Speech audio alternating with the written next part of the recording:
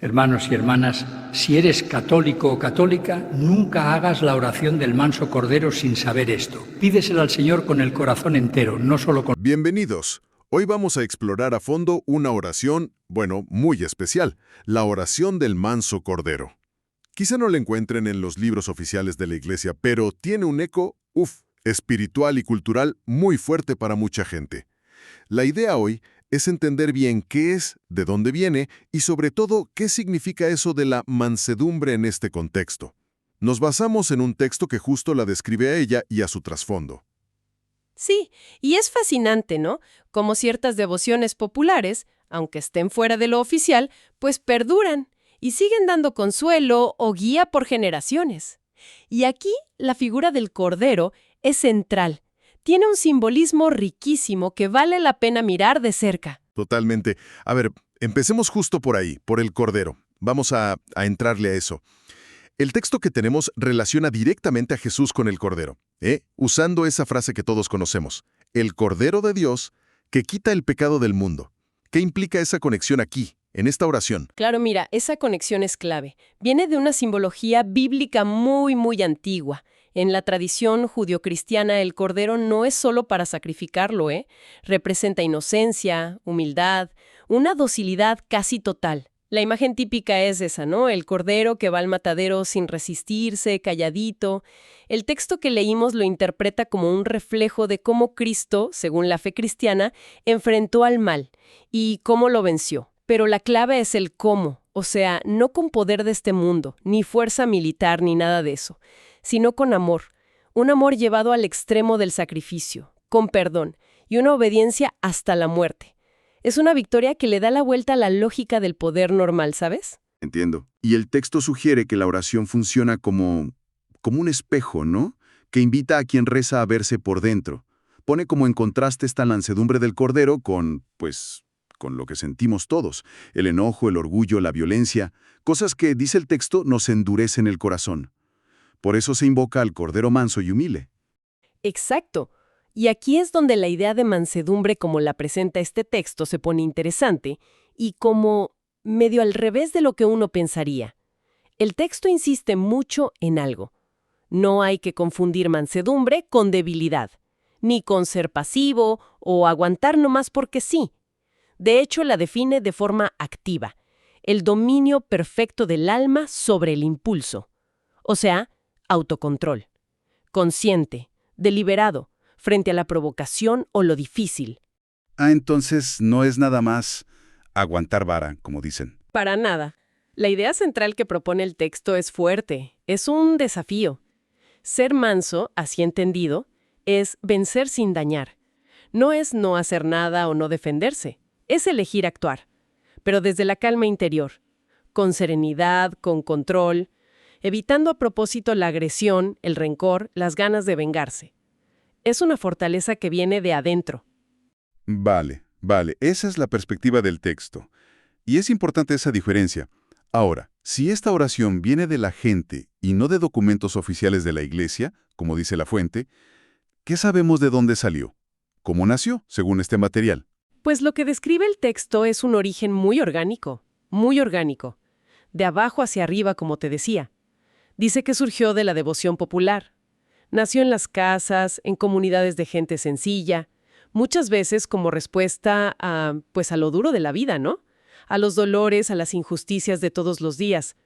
No es algo que vino de arriba, sino algo que la gente necesitó expresar. Y el texto da ejemplos de esas situaciones. ¿Qué tipo de angustias o necesidades la crearon? Sí, y ahí se nota mucho la conexión con la vida real. El texto pinta escenas que sí conmueven. Habla, por ejemplo, de mamás angustiadas pidiendo paz para sus familias, quizá rotas por peleas o tensiones. Menciona a campesinos, a lo mejor sintiéndose explotados o tratados injustamente, buscando, justicia o alivio, pero al mismo tiempo luchando por dentro para no caer en el rencor o en las ganas de desquitarse. También habla de gente con el corazón herido, ¿no? Por ofensas, por traiciones, buscando calma para no odiar a quien les hizo daño. Se siente el peso de la experiencia humana ahí. No era solo repetir palabras, ¿verdad? Exacto. La fuente lo llama un acto de fe viva, una forma muy personal, muy directa, de ir a esa figura del Cordero de Dios. Y fíjate, no tanto para pedir que las cosas de afuera cambiaran mágicamente, sino para pedir una ayuda interna, que se amansara el propio dolor, la rabia que quema, las pasiones que amenazan con desbordarse. El objetivo principal, según esto, era recuperar la serenidad, encontrar paz en medio de la tormenta personal, conectando con esa imagen de humildad, sacrificio y control callado. Qué interesante cómo esa búsqueda de fuerza en la calma, pues choca, ¿no?, con muchas ideas de poder que vemos hoy. El mismo texto lo dice. Cierto, que vivimos en un mundo que a menudo confunde el poder con la violencia, la autoridad con el miedo y la justicia con la venganza. Y en ese contexto resuena mucho esa bienaventuranza que cita. Bienaventurados los mansos, porque ellos poseerán la tierra. Totalmente. Y lo que llama la atención es cómo la fuente interpreta esa bienaventuranza y la mansedumbre de forma proactiva, casi estratégica, no como simple sumisión. Según esta visión que analizamos, ser manso no es quedarse callado ante la injusticia, ni hacerse cómplice por no hacer nada. Al contrario, implica responder a la injusticia, pero eligiendo hacerlo sin el veneno del odio. Es cultivar esa capacidad de mantener la paz por dentro, esa serenidad, incluso cuando todo afuera es tempestad, como dice el texto. Eso suena dificilísimo, sobre todo si te están agrediendo directamente. ¿Cómo ve eso la fuente? Pues el texto va bastante lejos con eso. Llega a sugerir que una parte clave de esta actitud mansa es poder ver al agresor no solo como enemigo al que hay que responderle igual o peor, sino como un alma enferma que necesita oración. Ojo, esto no niega el daño real, ni justifica la agresión, pero sí cambia totalmente el enfoque de la respuesta. Te mueve de la lógica de la revancha, del ojo por ojo, hacia un deseo, seguramente muy difícil, pero transformador, de que el otro pueda sanar o cambiar, aunque parezca imposible.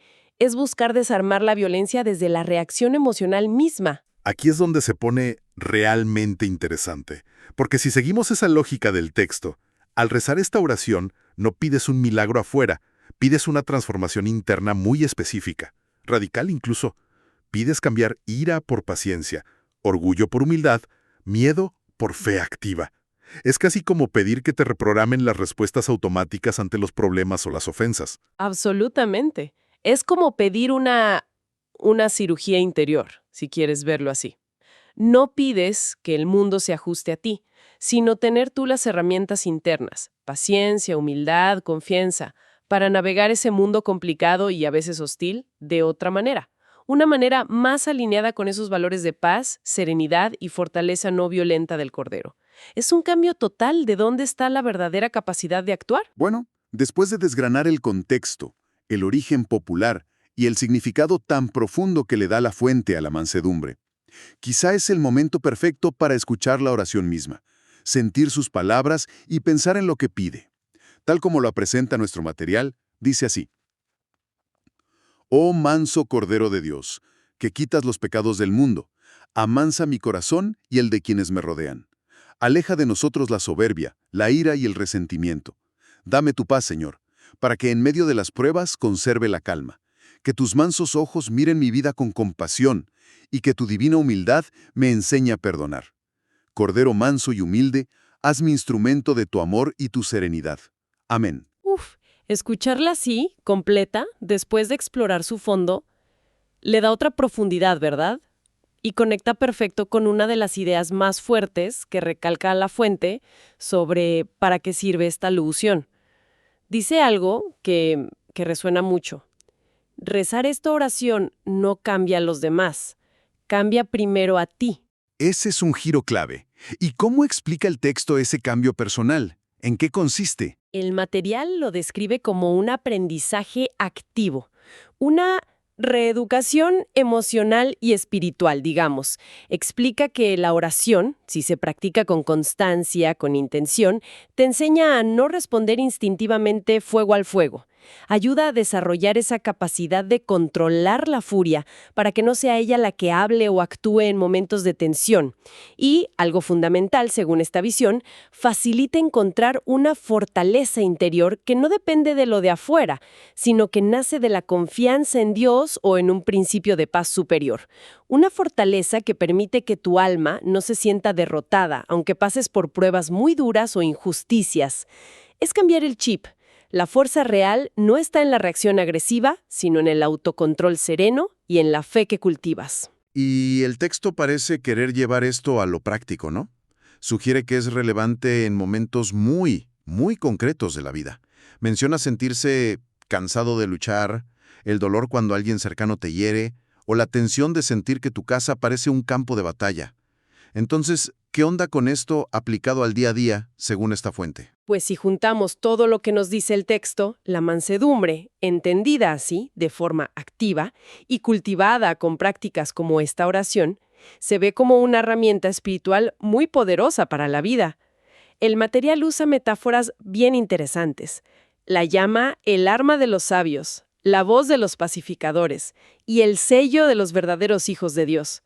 Obviamente no habla de un arma de verdad, no, sino de una estrategia de vida, un modo de enfrentar conflictos y problemas basado en la fuerza que nace de la paz interior, del autocontrol y de buscar activamente resolver las cosas sin violencia.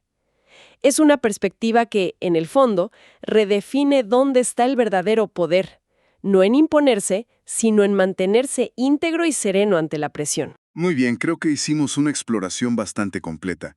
Empezamos con una oración popular, la oración del manso cordero. Y guiados por este texto que teníamos, exploramos su significado, su posible origen en la fe del día a día y, sobre todo, desentrañamos ese concepto clave de la mansedumbre, entendida no como debilidad, sino como una forma muy particular de fortaleza interior, de dominio propio y respuesta no violenta. Exacto.